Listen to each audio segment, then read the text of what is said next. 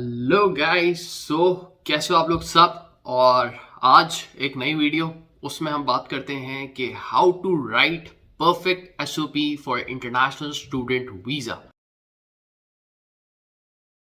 तो guys, I know कि statement of purpose is बहुत ही important, is really important for your student visa decision. I would say that if your profile is 100%, then 60% of your profile is your statement of purpose. The main purpose of the statement of purpose document is to ensure that IRCC visa officer knows about the student who is applying for a Canadian student visa. So you need to make sure that you represent yourself in a better way, that a visa officer knows कि आप किस purpose के लिए आ रहे हो. और यही main decider होता है, या तो वीजा लगेगा इसको देखकर, या इसको देखकर वीजा ऑफिसर वीजा जो है वो रिजेक्ट कर देगा. तो स्टार्ट करते हैं पूरी डिटेल के अंदर कि कैसे कैसे स्टेटमेंट ऑफ पर्पस बनाई जाती है, वर्ड डॉक्यूमेंट पे बनाई जाती है, उसका फॉर्मेट क्या है. बहुत ही परफेक्ट एसओपी का फॉर्मेट, फुल रिसर्च करके, जिनके रिफ्यूजल हुए थे, जिनके एक्सेप्टेंस हुई थी, उन सब का समरी लेके इस पेपर को मैंने रेडी किया है और आप लोग के सामने रख दिया है. जिसको भी एसओपी पूरी चाहिए, फॉर्मेट चाहिए, वो मुझे कमेंट डाउन बिलो करे, अपना ईमेल एड्रेस या फिर मुझे इंस्टाग्राम पे फॉलो करके डीएम कर दे. आई वॉन्ट यू गाइस कि आप लोग को पूरी स्टेटमेंट ऑफ पर्पस खुद लिखनी आती हो, किसी से लिखवाए नहीं, किसी से कुछ भी नहीं करवाएं, पैसे मत देके लिखवाएं. आप अपने आप को बेहतर जानते हो बाकी लोगों से. You guys know your self better than any one else. So I would say right your statement of purpose your self, खुद लिखो. तो स्टार्ट करते हैं पहले पॉइंट से. पहले हम एसओपी जो है वर्ड डॉक्यूमेंट पे स्टार्ट करेंगे. सबसे पहले हम क्या करेंगे, एक फॉर्मेट, अपनी समरी, पहली पेज पे अपनी समरी एक टेबल बना के देंगे जिसमें हम लोग अपना नाम, name, passport number, education institute, किस यूनिवर्सिटी में अप्लाई कर रहे हो या कॉलेज में अप्लाई कर रहे हो, तीसरे पे डीएलआई नंबर, वो डेजिग्नेटेड लर्निंग इंस्टीट्यूट होना चाहिए. What is designated learning institute? जो आपको बाद में स्टडीज कंप्लीट करने के बाद वर्क परमिट दिलाएगा. आईलेट्स, आपका आईलेट्स और उसका स्कोर, और जीआईसी का account number, guaranteed investment certificate का अकाउंट नंबर. ये 6 चीजें आपके पास एक टेबल फॉर्मेट में, ठीक है भाई, टेबल फॉर्मेट में ये 6 चीजें आपकी होनी चाहिए. ये आपकी सारे कंपोनेंट्स लिखे हुए मैंने जो भी बताया, और इन सब की डिटेल्स आप यहां पे लिख दोगे. मैं फॉर्मेट फिर भी डिस्क्रिप्शन में भी कोशिश करूंगा कि पेस्ट आउट करूं.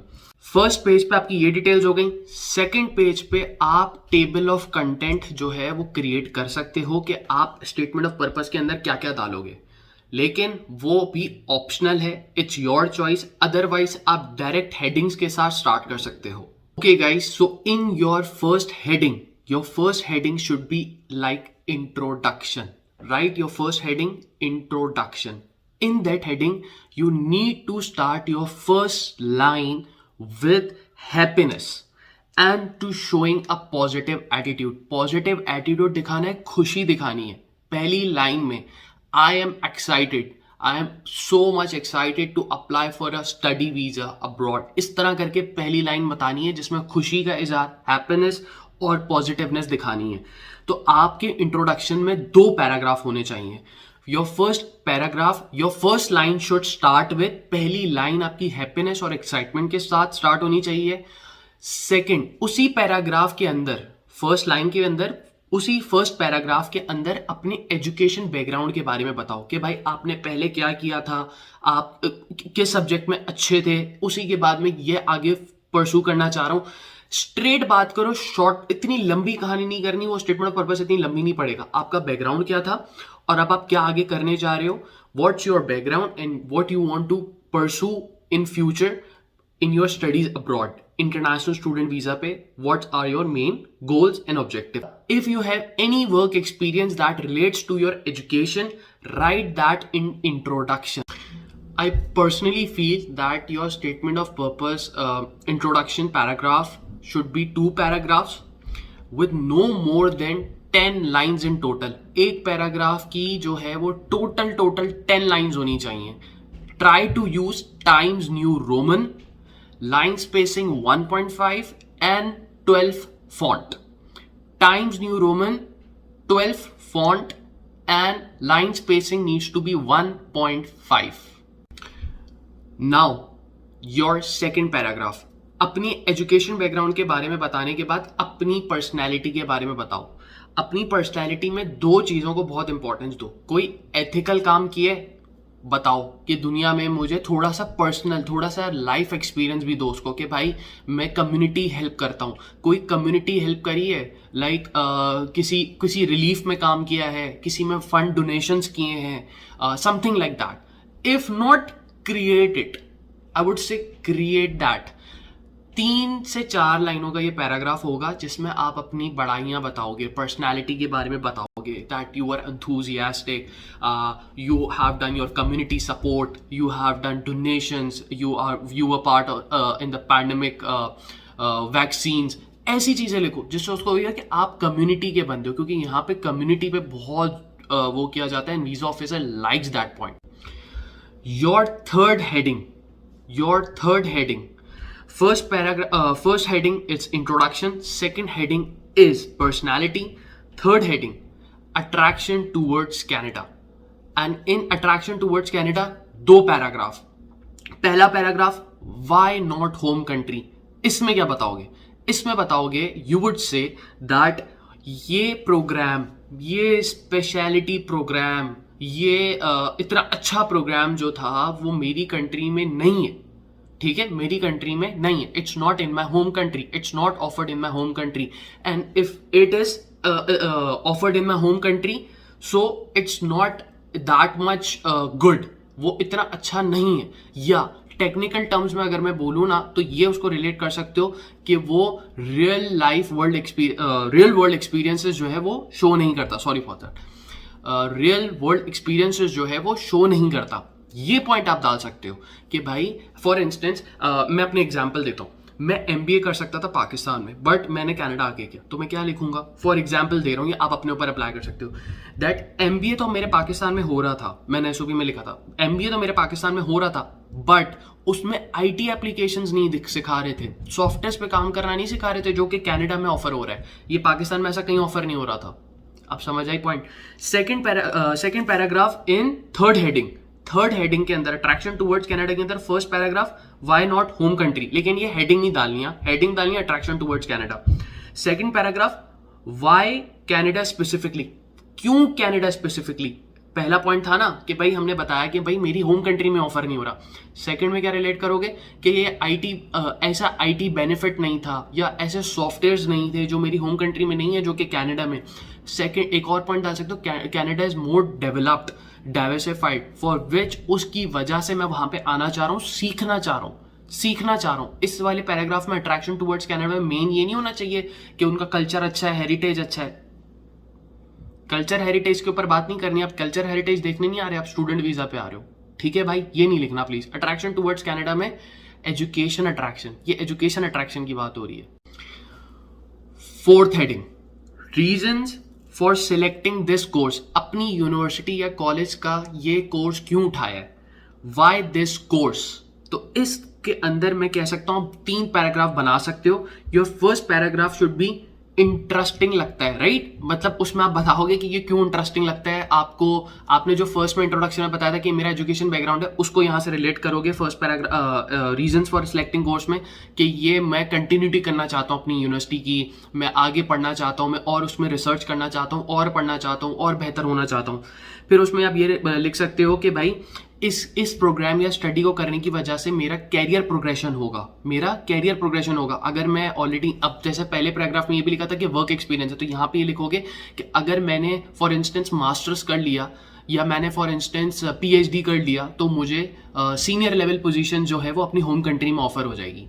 तो कैरियर प्रोग्रेशन दिखाओगे, सीनियर रोल ऑफर हो जाएगा, इसलिए ये कोर्स करना चाह रहे हो. फिर पास जॉब एक्सपीरियंस से रिलेटेड करो, कनेक्ट करो वापस से. अब it depends on circumstances to circumstances, person to person, कि आप how to write SOP, right. और fifth paragraph, reason for selecting university और कॉलेज, या व्हाई दिस यूनिवर्सिटी और कॉलेज. हेडिंग कैसे भी लिख सकते हो आप, ठीक है. ये सारी मैं डिस्क्रिप्शन में डिटेल में दे दूंगा हेडिंग. फिर इसमें आप बताओगे कि यार ये यूनिवर्सिटी के अंदर एक अच्छा सा प्रोग्राम ऑफर हो रहा है. अब एग्जाम्पल देता हूँ. जो एल्बर्टा है, विनीपेग है, ये जो लोकेशंस है ना, वहाँ पे जो है वो माइनिंग के कोर्सेज अच्छे ऑफर होते हैं, एरोनॉटिकल इंजीनियरिंग अच्छी ऑफर होती है। इंजीनियरिंग कोर्सेज जो होते हैं ना, इंजीनियरिंग कोर्सेज वो विनीपेग में, एल्बर्टा में, क्यूबेक में, ये जो प्रोविंसेस हैं इसमें इंजीनियरिंग कोर्सेज बहुत अच्छे होते हैं। टोरंटो में और वैंकूवर में बिजनेस कोर्सेज बहुत अच्छे होते हैं। प्लस आईटी सेक्टर के लिए भी मैं कहूंगा पूरा कनाडा ओपन है, बट ब्रिटिश कोलंबिया के अंदर आईटी ऑप्शंस अच्छे हैं आईटी कोर्सेज के लिए। तो इस वजह से आप इस पैराग्राफ में बताओगे इस हेडिंग के अंदर कि व्हाई दिस यूनिवर्सिटी और कॉलेज, क्योंकि इसके अंदर ये प्रोग्राम था। तो अब मैं बता दूंगा कि अगर एल्बर्टा प्रोविंस के अंदर या विनीपेग के अंदर आप जाओगे तो उधर इंजीनियरिंग के अच्छे कोर्सेज हैं।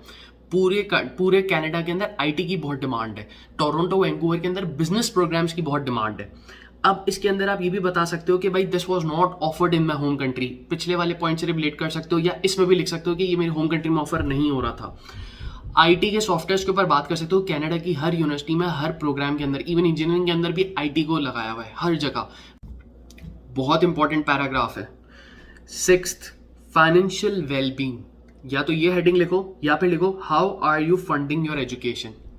ठीक है, अब इसमें क्या बताना है, ये बहुत इंपॉर्टेंट है। इसको ज्यादा नहीं करना, 5 लाइनों तक रखना इस पैराग्राफ को, but it is important to show your financial wellbeing. Tell कि you have paid your, don't tell that you have paid your first year tuition fees और गारंटीड इन्वेस्टमेंट सर्टिफिकेट या block account in case of Germany. Say that you have enough funds to support your education, या फिर उसके ऊपर बात करो that your sponsor is able to accommodate your educational expenses, वो मेरे सारे expenses bear करेगा। Plus if you have any shop, fix asset, कोई प्रॉपर्टी है या कुछ है, कोई लाइफ इंश्योरेंस पॉलिसीज हैं, वो भी इसमें लिखो कि I have a life insurance policy if any uncertain circumstances arise, अगर कोई खुदा ना खास्ता कोई बुरी चीज हो जाएगी तो मैं वो फिक्स एसेट बेच के भी अपने आप को फंड कर सकता हूं। So I have strong financial support, या I have strong financial capability to support my expenses. This is the 7th paragraph. The 7th paragraph is make or break paragraph. यहां बच्चे मिस्टेक करते हैं। कैरियर आउटलुक, फ्यूचर प्लान्स, ये heading होगी इस paragraph की। 2 point इसके अंदर जरूर मेंशन करना। फर्स्ट पॉइंट, इसमें ये मेंशन करना, say that you will serve your home country and develop your economy या कंट्री। फिर से बता दो, say that you will serve your own country and develop your economy, क्योंकि you are coming Canada which is a developed economy and you are coming from a under developed or developing economy. So you will get back to your home country and serve your own country and develop that economy. Because if you said that कि मैं Canada में रह के job करूंगा, then he will give you a refusal letter that you will not return back to your home country after completing your education. That's a main. Any refusal letter, ask any student जिसने भी Canada के लिए apply किया, उसका refusal letter लो तो उसमें सबसे पहला पॉइंट ये लिखा होगा, you will not leave Canada at the end of your stay. For last paragraph, conclusion. Heading conclusion. Your real intention is to study and you are motivated and anxious. ये लफ्ज जरूर लिखने, ठीक है, ये लफ्ज जरूर लिखने, that your real intention is to study and you are motivated and anxious. Write your conclusion in a way that you are excited and anxious to study and to come back your home country and serve your own country. Write that in that way, and please make sure that conclusion does not needs to be more than 3 lines. So that is the best part, and from my perspective, this is my research, this is my everything I have given you guys. I have been receiving so many direct messages on Instagram. You guys can even follow me, and if you guys are new to the channel, नए आए हो channel पे तो channel subscribe करके जाना. Sorry guys, English में भी थोड़ा बोलना पड़ता है क्योंकि मुझे जो दूसरी ऑडियंस हो रही होती है वो भी देख रही होती है. तो इफ़ यू गाइज अगर कोई बात समझ नहीं आ रही है तो मुझे इंस्टा पे डीएम भी कर सकते हो, लेकिन आई होपफुल कि सबको इतनी सिंपल सी इंग्लिश तो समझ आती ही है, क्योंकि हम लोग ट्राई कर रहे हैं कि हम लोग एक अच्छे प्रोफेशनल आउटलुक की तरफ जाएं. तो guys, if you haven't subscribe my YouTube channel, do so, do follow me on Instagram and make sure कि कनेक्टेड रहो, और there are many more videos to come. Till then, take care.